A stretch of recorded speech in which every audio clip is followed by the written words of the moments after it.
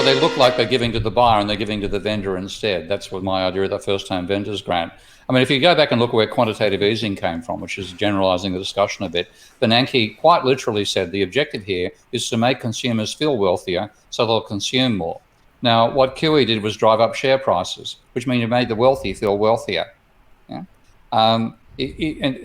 All these things, because the government's run by a bunch of neoclassical economists, and they really do have they've got the government's balls in their hands in the sense that that's how they think, or their brain cells, even worse than their balls.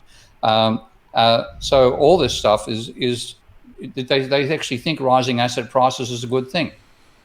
And no, I think there's a ratio of asset prices to income from assets that's a good thing. And if you get exaggerated level, that's a bad thing. But when you take a look at what's been done with, say, all the rescues of Wall Street over the last 40 years, ever since the Greenspan put began, the last time we had a boost to house prices, to share prices being an absolutely necessary government objective, was when the S&P had fallen to 666, one of my favourite numbers. Mm-hmm. And when you look at the ratio at that stage, the share price ratio on Shiller's excellent capital adjusted, cyclically adjusted price to earnings ratio was 14, which was the long run average.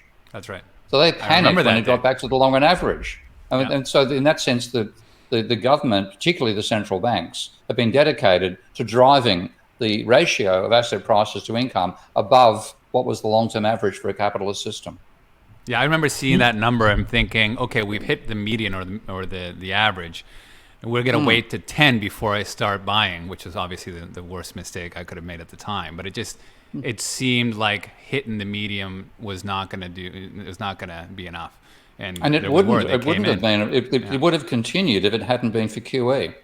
And that you can directly blame on particularly Ben Bernanke, but then the entire Federal Reserve System, the bank. And this comes back to economists running the Federal Reserve.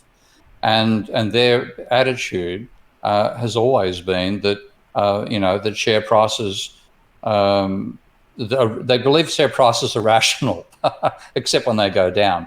The whole efficient markets hypothesis. And they saw nothing wrong with driving up share prices. Ironically, there's a very good research paper that shows there is no wealth effect from shares. And it's a research paper by the Federal Reserve Bank of New York.